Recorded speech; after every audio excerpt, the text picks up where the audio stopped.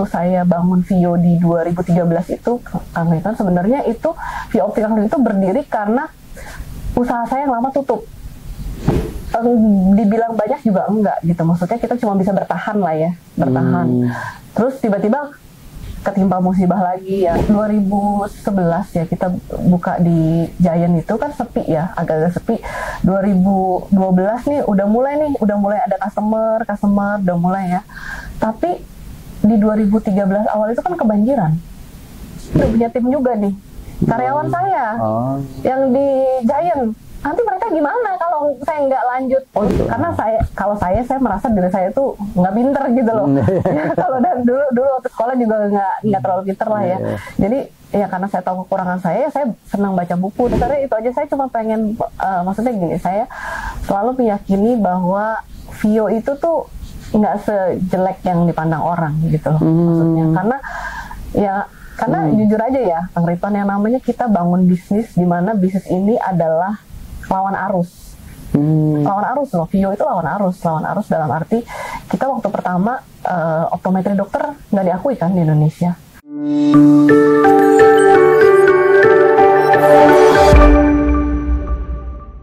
Bu Riri, selamat datang. Ya, akhirnya setelah diundang dari kemarin ya, jadwal yang padat ya, baru ketemu di hari ini. Makasih sudah bisa mampir nih Bu Riri ya. Nah, Sobat Kang Ridwan, siapa Bu Riri? Nah, beliau seperti nama di bajunya. Nah, ini ya. Beliau adalah pemilik atau CEO ya, founder juga ya, dari Vio Optical. Vio Optical ya. Vio Optical Clinic. Dibantu diluruskan kalau ya, Vio Optical Clinic. Nah, itu apa? Nanti beliau aja langsung jelasin ya. Jadi saya undang beliau sudah punya 10 cabang. Ya, nanti kita akan kulik perjalanan bisnisnya. Nah, dan perjalanan Bu Riri seperti apa. Sekarang saya pengen tahu Vio Optical Clinic itu apa sih? Vio Optical Clinic itu sebenarnya adalah sebuah optical plus ya. Optical plus. Iya, jadi kalau biasanya kita lihat optical biasa nih, cuman pemeriksaan mata aja kan. Nah, kalau di Vio itu kita optical plus itu kita ada yang namanya vision therapy. Vision therapy. Iya, jadi intinya tuh bukan cuma pemeriksaan mata biasa aja yang biasanya refraksi aja, tapi ini kita pemeriksaannya tuh lebih detail, sama seperti kayak ke klinik-klinik mata ya.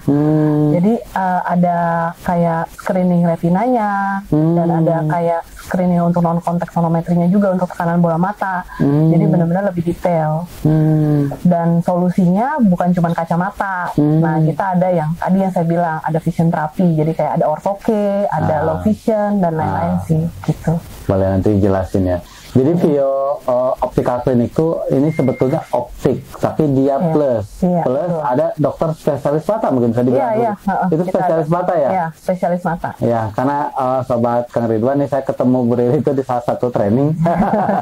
Kita satu perguruan ya, dan ternyata ini pemilik Vio, dan saya tuh termasuk salah satu konsumennya.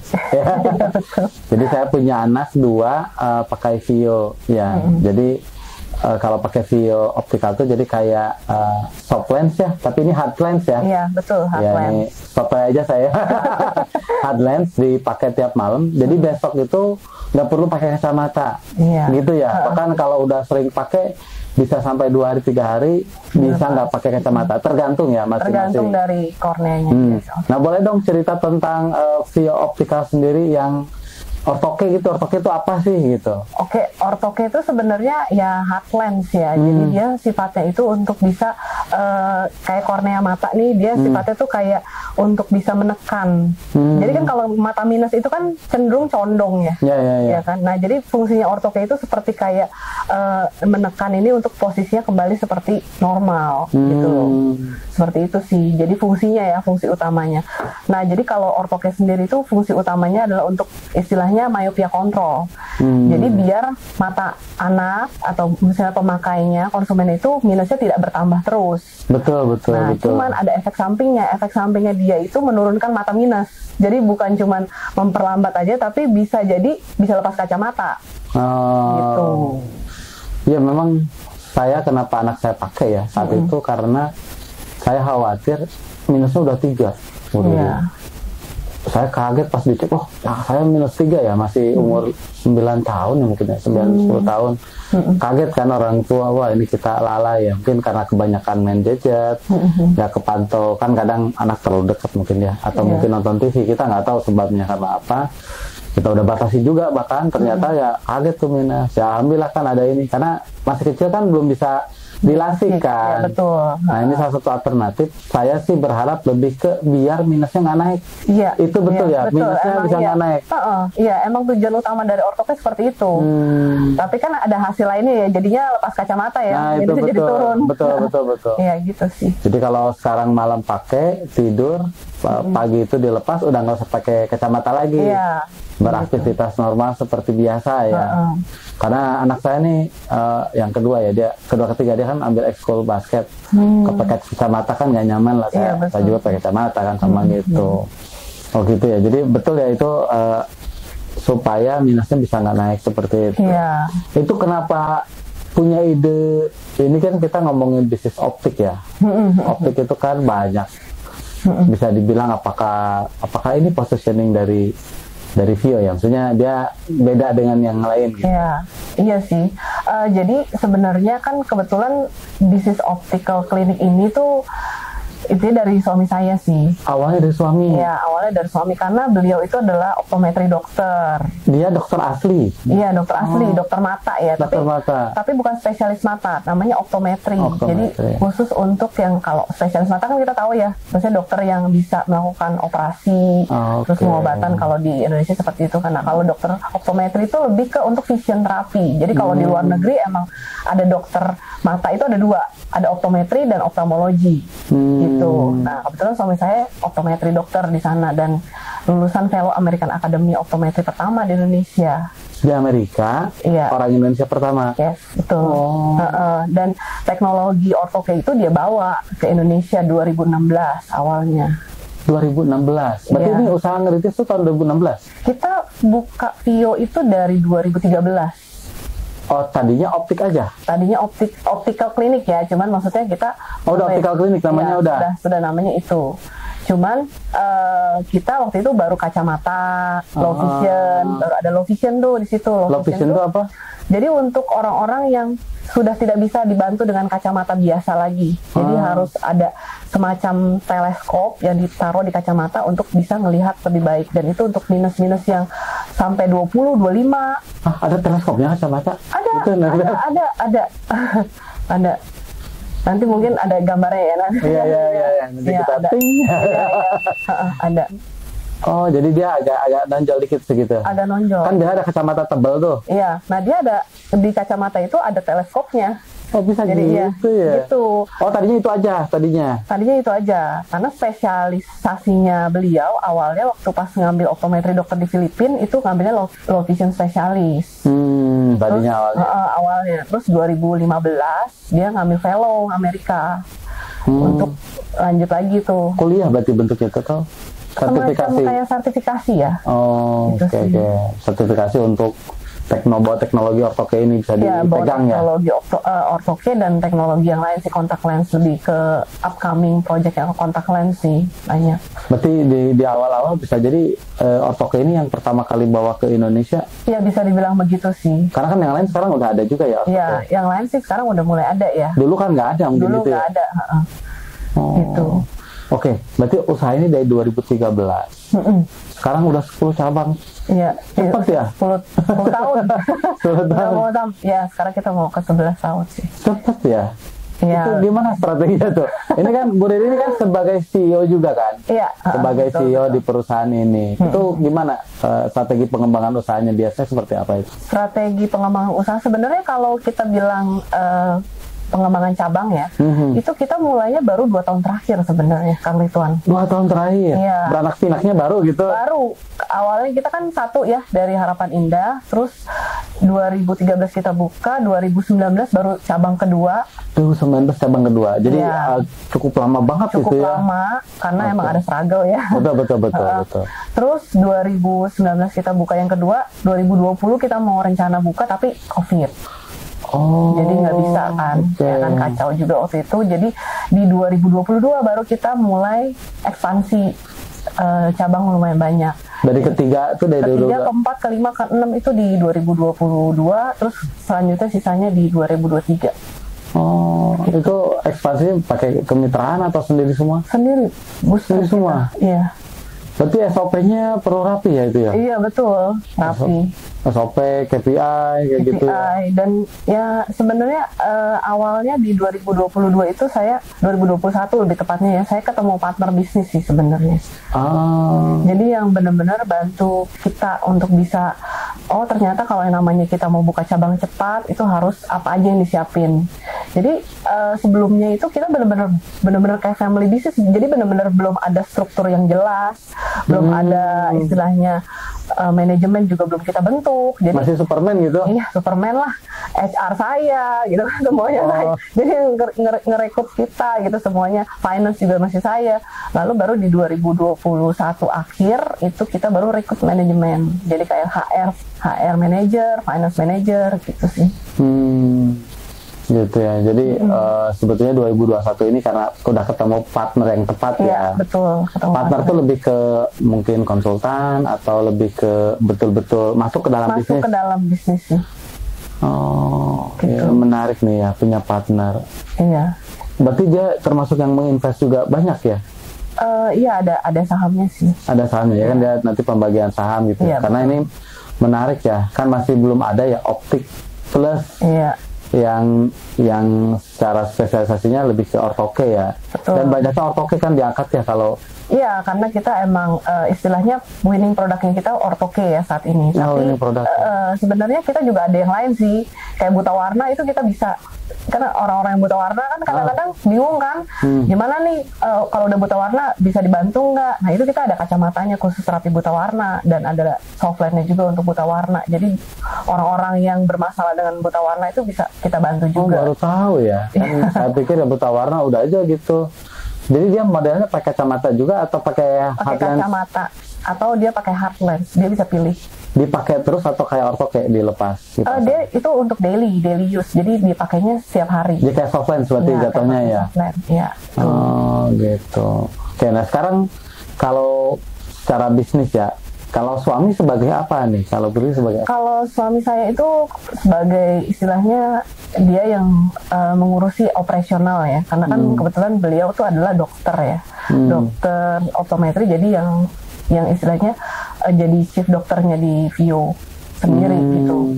Kalau saya ya membantu beliau untuk di bagian manajemen gitu.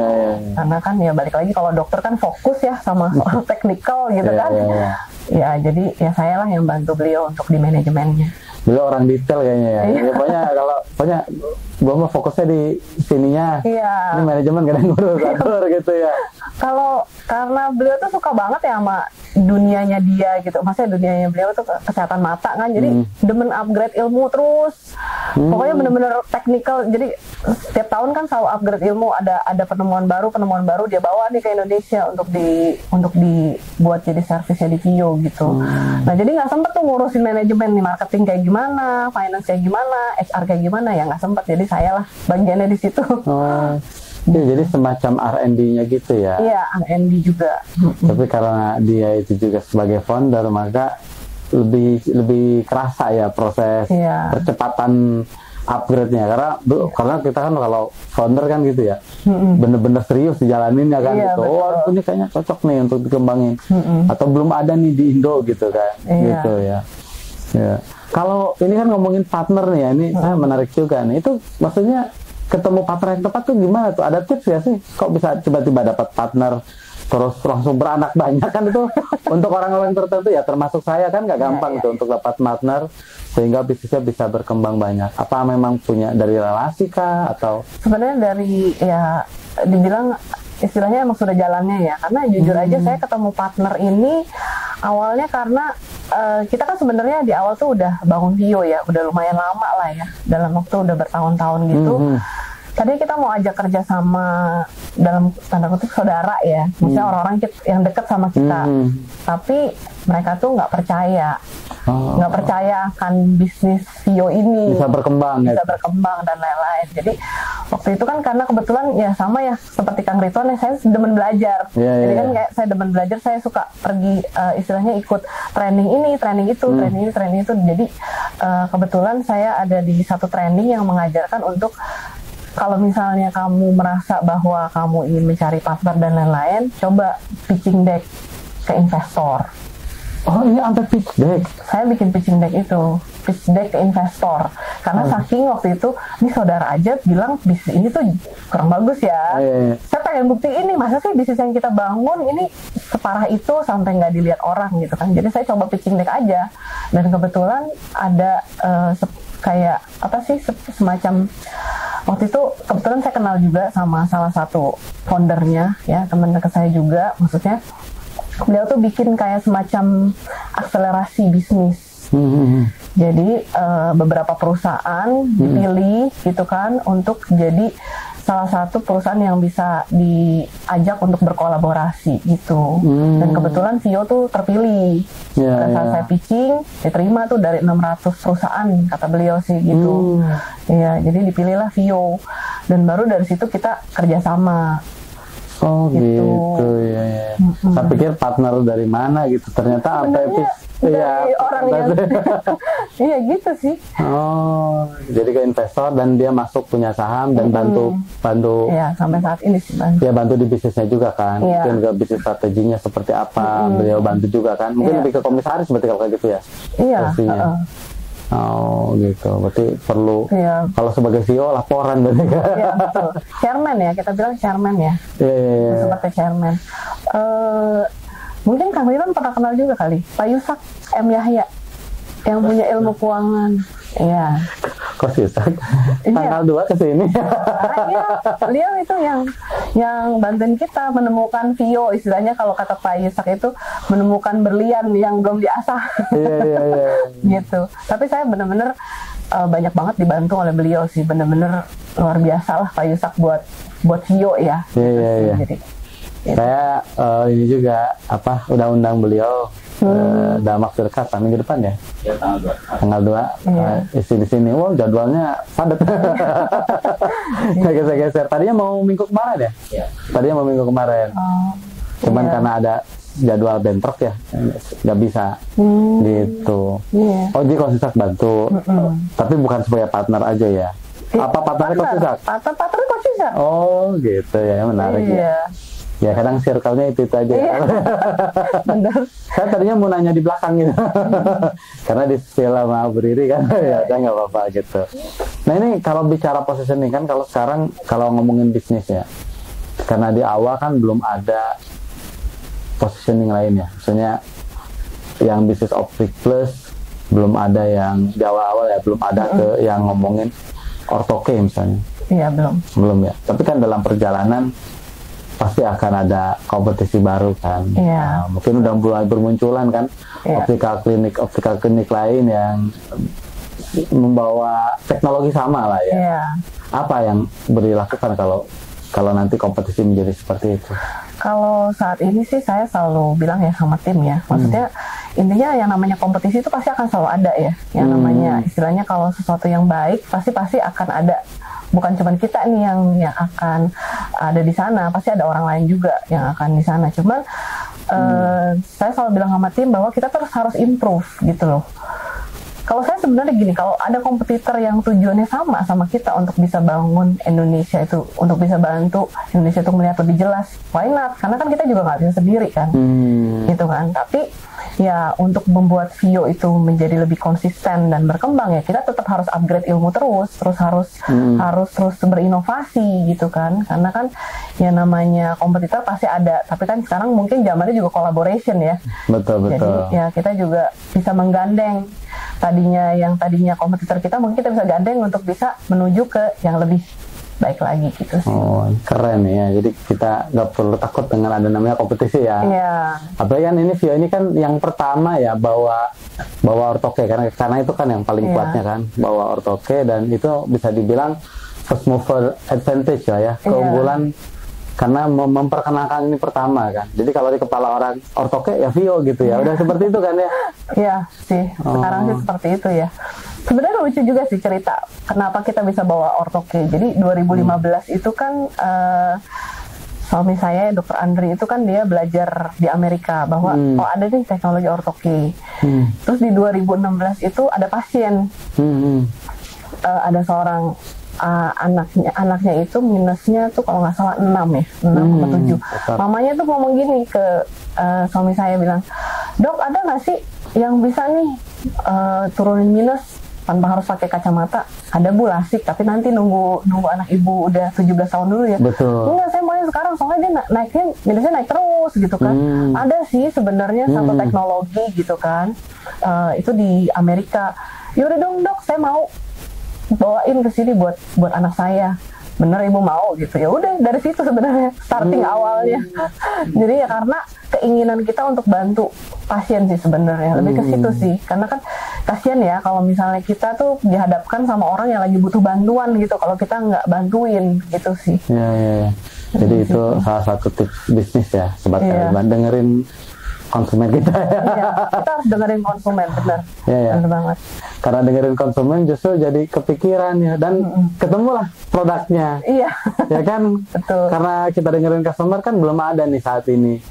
Ternyata kitanya aja belum tahu, di Amerika udah lama jalan ya. Pas udah ke sana ketemu, oh udah nih ini solusi nih, belum ada di Indo. Wah, jadi pertama ya. Kadang kalau orang bilang itu, kalau dibilang katanya, yuk berpikir di luar kotak, outside the box. Sebetulnya kadang yang paling simpel tuh banyak main ya kayaknya. Bener. Mainnya jangan di lokal aja gitu, main keluar. Mungkin kalau usahanya masih lokal daerah tertentu, ya main antar beda kota, beda provinsi. Tapi kalau udah perusahaan makin besar ya perlu main ke luar negeri kan, untuk membawa apa yang terbaru nih yang bisa kita bawa ke Indonesia. Karena jangan sampai orang lain yang bawa duluan. Iya, betul. Ya, kita kalah star kan jadinya kan kalau bicara bisnis kan.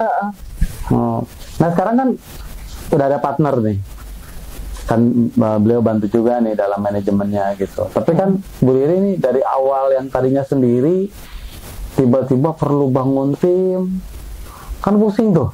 Iya, pusing banget sih. Koreksi kalau saya salah nih. Ya kan, kalau saya pernah ngalamin kan, dari yang tadinya misalnya ya SDM-nya biasa aja, tiba-tiba perlu nge-hire SDM yang lebih tinggi, belum gajinya lebih tinggi, belum kadang kita minder juga. Aduh, ini tim gua lebih pintar daripada gua nih kan gitu ya. Nah, apa yang boleh dilakukan nih dalam mengembangkan dia dengan tantangan yang ada seperti tadi itu? Sebenarnya ya benar sih Kang Ridwan, saya ngalami semua soal itu. Sama saya juga. Iya, jadi ketemu pertama kali waktu dibilangin, oh ya hire manager gitu kan. Hire manager, nanti gajinya berapa? Itu 2021. Itu gitu ya? 2021 hire manager gitu? Ya, ketika mau masuk itu? Iya, hire manager. Oke, terus? Gajinya berapa? Waduh, kan pasti kan kita yang biasanya cuma level staff, supervisor, ya kan? Manager, waduh, saya udah dengarnya juga sebenarnya serem ya. Itu satu. Terus yang kedua, pada saat saya meng-hire manager, nanti mereka kan pasti jauh lebih pintar dari saya. Gimana nih saya harus bisa bisa ngimbanginnya gitu ya. Tapi ternyata pada saat saya jalanin, saya mendapat satu hal sih, insight, bahwa sepintar apapun mereka dan maksudnya setinggi apapun maksudnya gaji mereka gitu ya, mending kuncinya satu sih, Rituan, bahwa kita niatnya itu untuk hal yang baik gitu loh.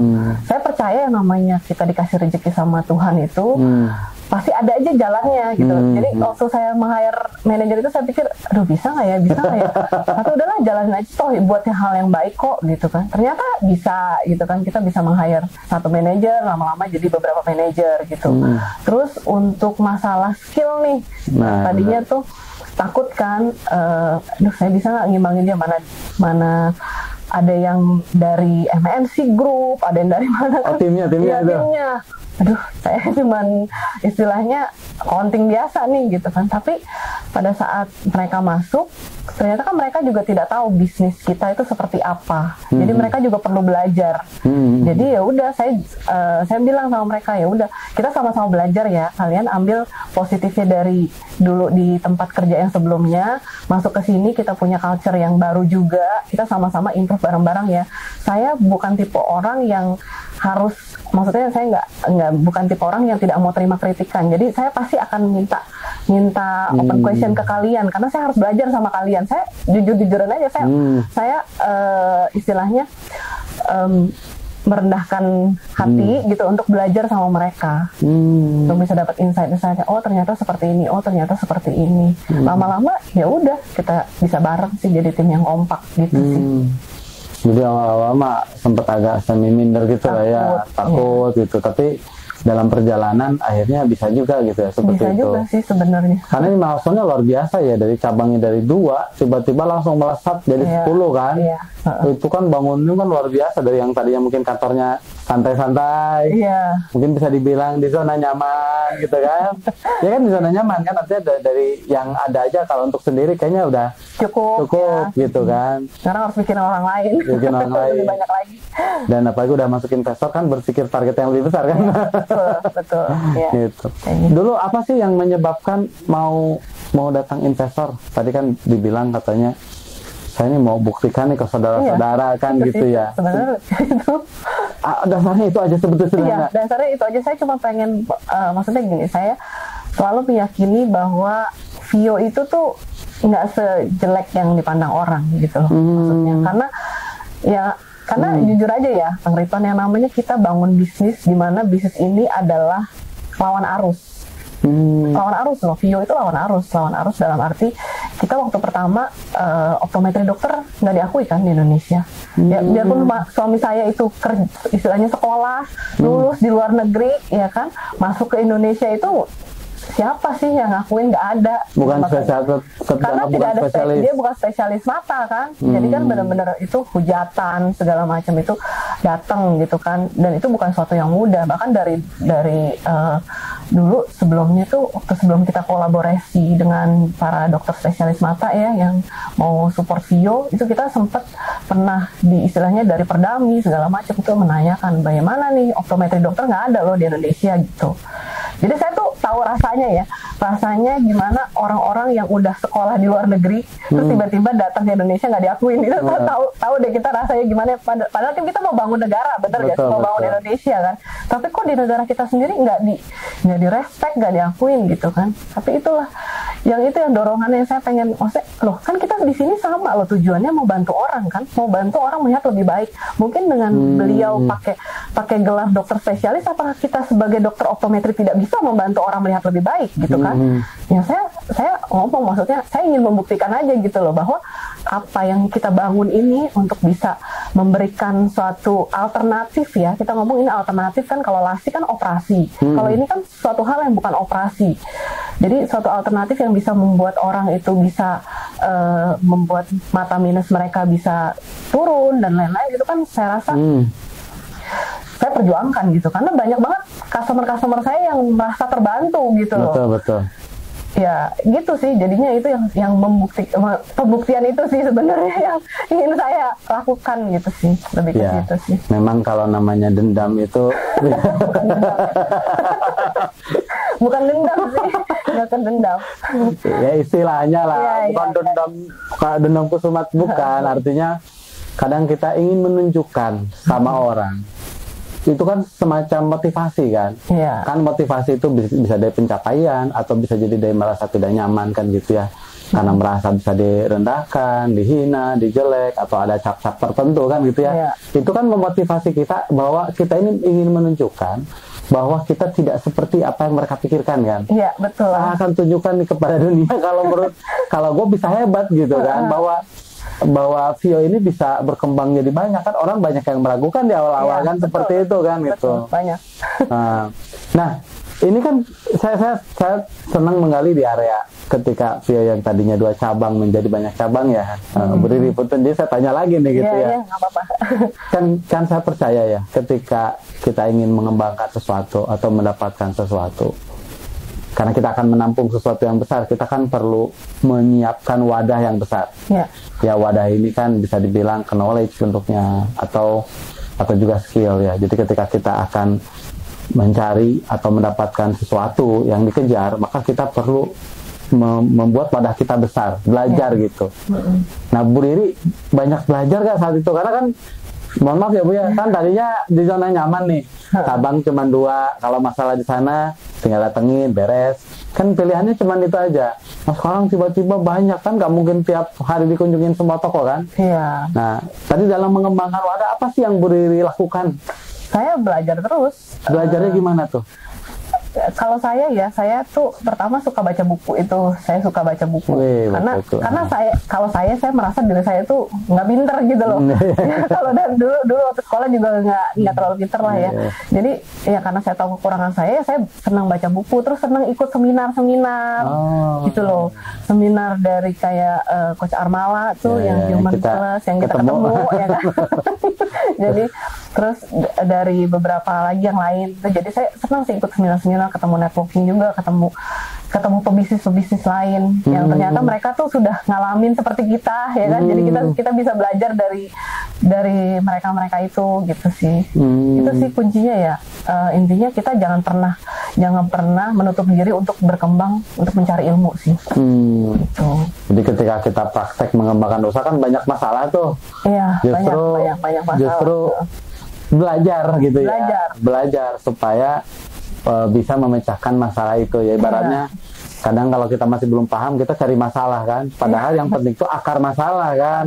Kalau orang nggak paham kan yang dicari simptom atau gejala-gejala. Karena kalau kita udah paham tentang bagaimana problem solving, kita akan mencari akar masalah kan seperti tadi ya. Betul. Nah Bu Riri itu dengan training itu biasanya sebulan sekali kah? Atau sebenarnya dari awal saya bangun Vio itu karena ya kita nggak ngerti apa-apa ya, bisnis itu saya nggak ngerti sama sekali tuh. Waktu dulu ya namanya saya backgroundnya accounting. jadi nyambung banget. Saya backgroundnya accounting, tiba-tiba saya harus bantu suami saya kan waktu itu keadaannya. Saya bilang ya udah saya harus belajar manajemen. Waktu itu saya nggak ngerti. Nah saya pernah ikut action coach juga. Diajarin tuh dasar fundamentalnya. Tahun apa itu? 2013 itu? 2015 kayaknya kita. Belajar sama action coach sampai 2022 saya. 2022 didampingin sama coach Cahyadi. Dengar namanya. Iya, jadi tuh ya dari Coach Cahyadi lah yang membukakan bahwa yang namanya kamu bisnis itu ya harus ada istilahnya belajar finance, bikin laporan keuangan. Kan dulu kan awal-awal ya biarpun kita accounting ya, nanti laporan keuangan nanti aja deh, ngurusin gini, cara jualan dulu gimana gitu kan. Tapi ya beliau bilang harus ada laporan keuangan, harus tahu bagaimana kasih KPI ke tim, bangun engagement ke tim. Itu kita udah dari dulu waktu pada saat video awal-awal tuh sudah saya lakukan gitu. Cuman ya kenapa bisa lama ya karena balik lagi waktu saya bangun Vio di 2013 itu, karena kan sebenarnya itu Vio Optical itu berdiri karena usaha saya yang lama tutup. Nah, saya mau nanya ke situ. Jadi 2003 Vio itu berdiri karena usaha sebelumnya tutup. Iya, usaha apa tuh? Bukan tutup juga. Vio Optik. Dulunya Vio Optik doang. Ya. Optik aja. Optik di Mega Bekasi. Jadi waktu itu kebetulan benar-benar dulu itu saya nggak ngurusin bisnis sebenarnya. Jadi yang ngurusin adalah suami saya dan partnernya. Waktu itu beliau juga punya partner sendiri sih. Vio Optik, dan itu kita bukanya di Mega Bekasi Giant Hypermall. Di dalam mall. Di dalam mall. Buka pertama kali itu kan pakai ya semua uang kita lah ya, uang yang dari awal nikah itu kan baru nikah, jadi uang nikah semua taruh di situ, buka bisnis. Dikira dulu pemikiran saya buka usaha itu kan buka langsung ada orang ya, laku gitu kan ya, nambah duit. Ternyata pas satu hari buka kok nggak ada orang. Ternyata sebulan itu cuma ada 7 orang, 8 orang ya. Sebulan? Iya. Sebulan. Aduh, gimana nih ya bayar ini IPL aja kita nggak sanggup nih, gimana bayar karyawan gitu kan. Tapi ya itu kebetulan waktu dulu saya masih ada usaha. Kalau saya dulu pribadi saya masih ada usaha sampingan tuh jualan. Ada online shop lah. Waduh, online shop itu jago digital dong? Enggak sih, tapi ya online shop waktu awal-awal 2010-11 itu ya itu masih saya jualan softline. Oh, gitu. Pokoknya di upload aja gitu ya. Di upload, tapi lumayan sih dulu sih. Maksudnya itu yang buat bantu kita waktu pada saat awal-awal itu. Oh, berarti saat itu sempat bisa dibilang terpuruk ya. Jadi uang yang ada habis gitu. Habis Kang Ridwan, orang 2011 ya kita buka di Giant itu kan sepi ya, agak-agak sepi. 2012 nih udah mulai ada customer udah mulai ya. Tapi di 2013 awal itu kan kebanjiran. Mallnya banjir 3 meter. Kebetulan saya di basement. Waduh. Dan itu air semua. habis dong. Habis udah bener-bener habis. Ya udah mau gimana lagi kan, ya udah pasrah aja gitu. Ya Tutup berarti di situ pas setelah banjir. 2 bulan 3 bulan kita waktu habis banjir itu kan 2 bulan ya kalau nggak salah, mallnya itu tutup ya, 2 bulan apa 3 bulan ke mallnya tutup. Setelah udah buka, kita mulai tuh bersih segala macam. Jadi kebetulan kan kayak furniture-nya masih bisa ya, tapi itu ternyata pas kita elap banyak kelabang, banyak apa sih kayak kecil kayak itu binatang-binatang. Terus bilang, aduh kayaknya nggak bisa lagi deh, maksudnya itu nggak bisa deh di sini. Terus juga pertumbuhannya kan tadinya kita istilahnya dari 7 orang, terus lama-lama jadi dibilang banyak juga enggak gitu, maksudnya kita cuma bisa bertahan lah ya, Terus tiba-tiba ketimpa musibah lagi yang banjir itu. Ya udah saya sampai ngomong sama suami saya waktu itu, saya bilang gini, kan beliau tuh orang Palembang ya kan, beliau juga ada usaha keluarga di Palembang. Saya sampai tanya beliau gini, jadi gimana nih sekarang, kamu mau lanjutin ke Palembang atau kita masih ada di Jakarta? Terus kata beliau, saya tetap masih mau di sini, masih mau usaha di Jakarta gitu kan. Oke, kalau gitu, kalau misalnya kamu masih mau di Jakarta, ya udah saya bantuin kamu. Tadinya kan saya nggak incar sama sekali, jadi tadinya suami yang jalan sendiri. Dan ya udah saya bantuin kamu gitu loh. Saya coba, maksudnya yuk kita kerjain bareng-bareng. Jadi terus habis itu kita udah cari rukonya juga saya cari di Harapan Indah ya. Kebetulan di Harapan Indah itu kenapa saya pilih di situ ya karena deket ya, karena saya waktu itu pernah ngambil masih nyicil rumah juga di daerah Harapan Indah itu. Dan pertama kali mau deal ruko itu kita kan kartu kredit Gestun. Nah, iya. Jangan gurunya sama lagi nggak? Ada guru Gestun soalnya. ada juga sama kayaknya. Iya. Jadi karena udah nggak ada lagi duitnya, jadi ya udah kita pakai. Iya, yang nggak ada jaminan kan, cuma kasih kartunya aja. Udah. Tapi itu ya udah saya akhirnya pakai kartu kredit itu untuk bener-bener muterin bisnis saya. Jadi utang tuh siap bangun tidur, sampai ke bawah mimpi itu mikirin utang nih. Ini harus bayar ini, nanti habis itu bayar supplier, ini harus bayar ini. Bener-bener keadaannya tuh minus banget kan, bener.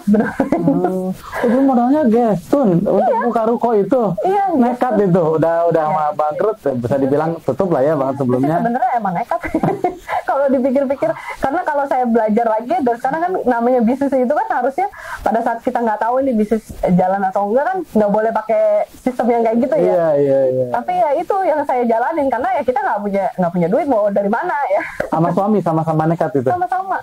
Kebetulan ya saya lebih nekat sih. Yang paling nekat? Yang lebih nekat saya. Jadi saya gesek kartu kredit, terus kebetulan kalau sistemnya kartu kredit udah digesek terus kita top up gitu kan, makin lama makin tinggi ya limitnya ya. Jadi kan kita puterin dan untungnya kita amanah ya, dalam arti saya orangnya, saya prinsipnya gini, maksudnya biarpun kita ngutang sama bank gitu ya, kita harus jaga integritas gitu loh, jaga integritas dalam arti ya tutup. Maksudnya gesek nih akhir bulan tuh harus tutup, gak boleh ada kita nanti bayarnya belakangan atau segala macam. Enggak, saya gimana pun caranya saya cari uangnya untuk tutupin itu. Jadi tiap bulan gitu sistemnya. Jadi nutup kartu kredit A, abis itu digesek pakai kartu kredit B. Gitu. Ngalamin saya pernah. Sama berarti. Tapi ya untungnya ya ada aja jalannya gitu untuk bisa kita ke sana.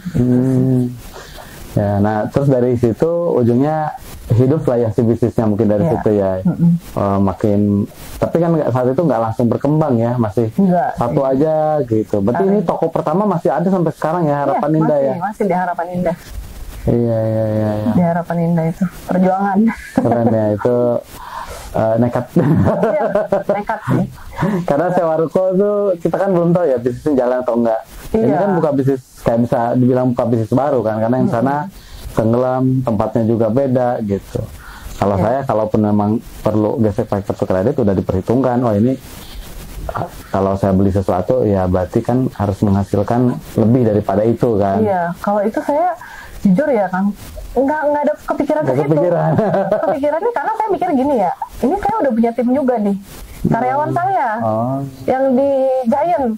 Nanti mereka gimana kalau saya nggak lanjut? Oh jadi itu belum sempat apa namanya, Jadi kita tutup tuh kayak- lama langsung buka. Ya kan kita 3 bulan itu kan tutup kan, tapi kan saya masih ada pemeriksaan ke CV gitu loh, yang ke keliling gitu loh, untuk nutupin tiap bulan operasional itu. Nah abis saya memutuskan untuk tutup di sana kan kita cari dong tempat lain. Nah jadi karyawan saya yang dulu kerja di Giant ya saya pindahin ke yang sekarang gitu. Saya mikirin nanti gimana, kasihan mereka nanti gimana. Jadi bebannya itu saya harus pikirin gimana caranya saya harus survive gitu. Oh keren ya. Iya. Udah pernah diceritain belum? Oh, udah tahu udah. Oh, iya. Ya ini kan jadi story ya. Kayak saya juga kan Amor, bagaimana perjalanan Amor di awal Iya. kan. Ya kita punya sejarah masing-masing menuju Iya, betul. di tahap ini kan, perjalanan masing-masing yang ya jadi story kita kan Iya. gitu, gak hilang gitu ya. Benar-benar. Ya keren banget. Berarti kalau bicara bisnis ya kan kita tidak lepas daripada inovasi ya. Iya. Kita nggak bisa hanya puas dengan yang ada. Apa yang Bu Riri lakukan? Karena ya bisnis berkembang tidak lebih daripada ya kita perlu berinovasi ya. Apa yang Bu Riri lakukan di area itu biasanya? Kalau inovasi balik lagi karena kebetulan R&D-nya suami saya, jadi ya beliau yang update ilmu gitu kan, ya cari-cari inovasi-inovasi baru untuk dibawa ke Indonesia. Tapi kalau dari segi manajemen, kan inovasi itu juga nggak lengkang dengan memberikan service excellent ke customer kan. Jadi kan kadang-kadang kan kita juga harus berinovasi kalau di Vio ya saat ini ya. Oh nih ternyata antriannya panjang, gimana kita harus bikin tuh sistem untuk manajemen antrian gitu kan, biar mereka nggak ngantri panjang-panjang. Itu sekarang kita lagi bergelut di situ untuk solusi itu sih. Terus sistem dari tim gitu kan, biar lebih mudah, lebih gampang sistem penerimaan lead sampai mereka datang ke cabang, sampai mereka transaksi, itu kan juga harus kita pikirin flow-flow seperti itu. Jadi inovasi-inovasi di bidang teknologi untuk itu pun kita pikirin dalam segi manajemen ya. Ya mungkin ngomongin CRM, mungkin Iya, ngomongin CRM, customer journey kali customer ya. journey ya, karena ya balik lagi ya kan, kita tujuannya namanya buka bisnis kan untuk bisa menyenangkan pelanggan ya. Betul. Bisa memberikan saya kepuasan pelanggan lah. Jadi ya kita cari terus, kita selalu update terus lah. Apa kira-kira keluhannya customer, kita perbaikin keluhan customer. Tapi ya namanya kita masih manusia ya. Kadang-kadang masih banyak salahnya juga kan, masih banyak juga yang membuat customer kecewa. Tapi ya balik lagi saya selalu ngomong sama tim kita di Vio, kita harus tahu tujuan kita di awal. Kita mau bantu orang di sini. Kita mau bantu orang untuk melihat lebih jelas gitu kan. Jadi apapun yang kita lakukan ya tujuannya itu, kita harus benar-benar kasih yang terbaik sama customer. Kalau dia nggak puas, kita tanyain gimana caranya biar dia puas gitu loh. Maksudnya kayak lensa nih, kacamata dia nggak nyaman, kita ganti gitu kan. Ortoke sampai kadang-kadang tuh saya bilang, ortoke itu kadang-kadang bisa ganti berkali-kali karena kan kita saking pengen dia tuh dapetin yang terbaik ya. Bisa ganti ya kalau bermasalah nggak cocok. Iya, karena gitu. kalau nggak bermasalah kan nanti kan dia nggak nyaman juga pakainya. Ya bisa pergi ya. Iya, bisa pergi kan. Maksudnya kadang-kadang gitu ya. Maksudnya ada kalau yang kurang, misalnya dia pada saat pakai ternyata minusnya nggak turun, kan kita berusaha kan kasih garansi dong. Betul. Untuk iniin juga gitu. Tapi yang namanya orang, kebaikan kita dibilangnya, ini emangnya saya ini kelinci percobaan. Ada yang seperti itu Ada ya? juga yang ngomong gitu. Oh, iya. Ya ampun, padahal sebenarnya niat kita ini bukan kelinci percobaan, kita sudah punya customer yang banyak gitu. Istilahnya Dokter Andri pun Yang sudah terbukti lah ya hasilnya. saya termasuk adalah kelinci percobaan sebenarnya ya, karena Iya, di iya. awal ya. Owner dulu. Owner dulu yang ngerasain gitu. Saya kan sebelum dikasih ke orang, saya dulu yang pakai gitu kan. Oh, iya. Iya, jadi masalah kelinci percobaan nggak mungkin lah. Tujuan kita sebenarnya mau buat mereka bisa lebih baik kok, melihat lebih baik gitu. Gitu, ya. Ya itulah kadang-kadang. Ya kalau namanya bisnis banyak lah dinamikanya Iya, ya. betul. Terus kalau bicara bisnis yang tidak lepas daripada tim ya, apa sih yang boleh dilakukan terhadap tim atau secara organisasi ya lebih besar lagi sehingga berbeda dengan yang lain gitu. Gua lakuin ini nih sehingga buka cabang Apa ya? buka cabang 10 tuh kan nggak gampang loh. Dalam waktu berapa bulan tuh? 2 bulan sekali Tuh, waktu itu. setiap 2 bulan Tapi ini sekali sekarang kita ekspansi. lagi hold dulu. Rapiin dulu kan Rapiin biasa. dulu, iya. Kan awal-awal kan Ngegas. ngegas dulu dan ngegas, rapiin dulu, nanti ngegas lagi kan. Iya. Bener. Ini kita lagi nunggu momen aja, lihat aja Pion nanti ngegas lagi nih. Karena kita sama-sama punya, sama saya juga kan mainnya toko kan sama. Iya. Jadi kita kadang setelah diperbanyak, terus kita rapiin dulu. Karena kalau terus ngegas nanti berantakan kalau Iya, betul. SOP KPI-nya nggak jalan. Nah, kembali ke pertanyaan tadi, kira-kira secara organisasi ya, gitu. Apa sih yang boleh dilakukan berbeda? Atau mungkin yang menurut Bu Riri, ini nih gua lakukan nih supaya tim gua tumbuh. Misalnya, apa mereka suruh baca buku, atau mereka disuruh training, atau banyak hal yang bisa dilakukan lah gitu ya. Atau Bu Riri punya strategi yang berbeda gitu. Kalau di Vio sih sebenarnya kita lebih training ya, lebih sering, banyak banget malahan training. Terus ada lagi kalau di ECP kita tuh setiap seminggu sekali tuh pasti mereka harus kuliah by tim dokter kita ya. Oh, supaya yang si spesialisnya itu? Iya, maksudnya kuliah dari tim ECP kita harus ECP belajar itu apa?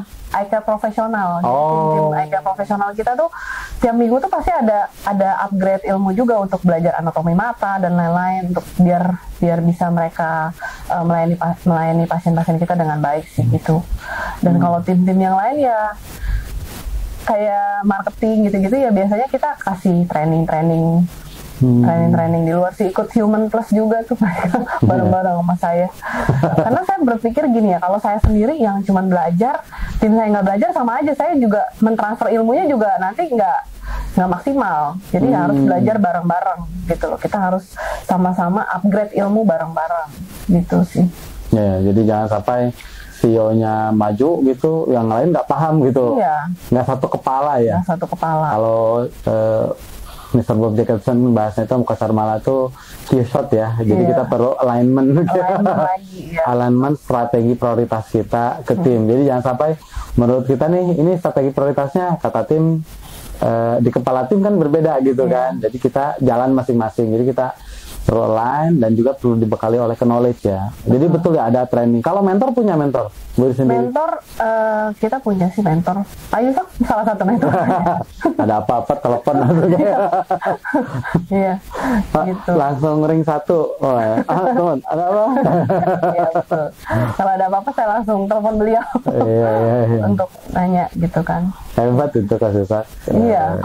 Ya itulah, kita diajarin langsung sama beliau sih, banyak banget ilmunya yang beliau kasih buat tim ya, buat kita, buat saya pribadi, buat tim juga di Vio, untuk gimana cara bangun manajemen yang strong gitu sih.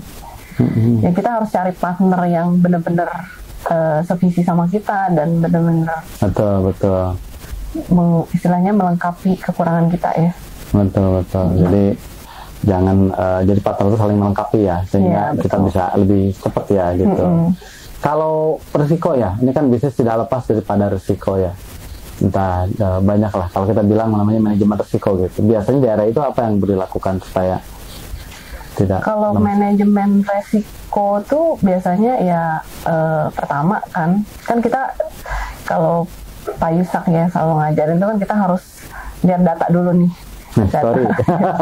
Sorry. Nanti abis itu nanti terus ada testing kan, kalau misalnya kita misalnya mau contoh nih, mau expand gitu kan, kita harus tes market dulu kan. Jadi untuk meminimalkan resiko pada saat kita mau buka cabang gitu. Buka cabang tes market dulu. Tes Maksudnya market, lihat data dulu customer kita, base-nya kayak gimana di daerah tersebut, terus tes market dulu gitu sih. Oh iya. Ya jadi nggak langsung tiba-tiba ada uang buka gitu ya. Enggak. Harus dianalisa dulu sehingga uangnya nggak nguap, nggak hilang. Gitu. Iya, nggak, iyalah. Karena kan kita uang pendanaan sendiri nih. Jadi harus benar-benar dimaksimalin sih. Kalau Bu Riri, rencananya si Vio ini, harapan Bu Riri itu ke depan mau seperti apa sih? Kalau harapannya sih kita itu ingin, visinya tuh Vio tuh ingin menjadi vision terapi pertama, istilahnya vision terapi terbesar ya di Asia, kita pengennya Asia Tenggara. Maksudnya dalam arti kan kadang-kadang kan kita selalu tahu kadang-kadang perusahaan luar yang masuk ke Indonesia kan, ya kan, perusahaan-perusahaan yang istilahnya dari kalau dunia mata ya, kayak ada perusahaan kayak Owel apa segala macam itu kan dari Malaysia masuk ke Indonesia. Kenapa nggak sekarang giliran Vio nih dari Indonesia yang masuk ke luar sana gitu, biar mereka tuh tahu bahwa di Indonesia tuh banyak loh, maksudnya istilahnya orang-orang yang kompeten yang bisa memberikan inovasi dan teknologi yang hampir sama dengan mereka dan bisa bersaing dengan mereka gitu sih. Jadi berpikirnya bukan hanya besar di Indonesia, tapi juga bisa keluar ya. Sehingga bisa dapat apa? Yang dari keluar ke situ. Devisa ya. Kok saya jadi Parno gini? Devisa. Nah, Bu Riri minta tips dong buat sobat Kang Ridwan supaya mereka siapa tahu pengen seperti Bu Riri. Tipsnya intinya sih, kalau saya pribadi ya, pada saat menjalankan bisnis 10 tahun ini, intinya pasti kalau namanya jalan bisnis pasti ada masalah, ya kan. Kuncinya adalah saat kita menerima masalah itu, ya kita harus jangan pernah nyerah aja. Selalu istilahnya, kalau saya pribadi ya Kang Ridwan, saya selalu pada saat saya kena masalah, saya akan berdoa dulu sama Tuhan gitu kan. Maksudnya dalam arti Tuhan, kalau kan prinsipnya yang penting selama ini yang kita jalankan baik, saya akan terus maksudnya lakukan, tolong minta ridhonya lah istilahnya gitu ya, untuk bisa lakukan yang terbaik. Intinya sih jangan pernah nyerah lah ya kalau namanya bisnis itu. Ya. Gitu sih. Jadi kalau bisnis pasti ada tantangan ya. Ada challenge, ada challenge tantangan. Ya. Terus, banyak internal eksternal ya. Dan harus mau belajar terus-terusan untuk improve diri sih. Nah gitu. Itu siap.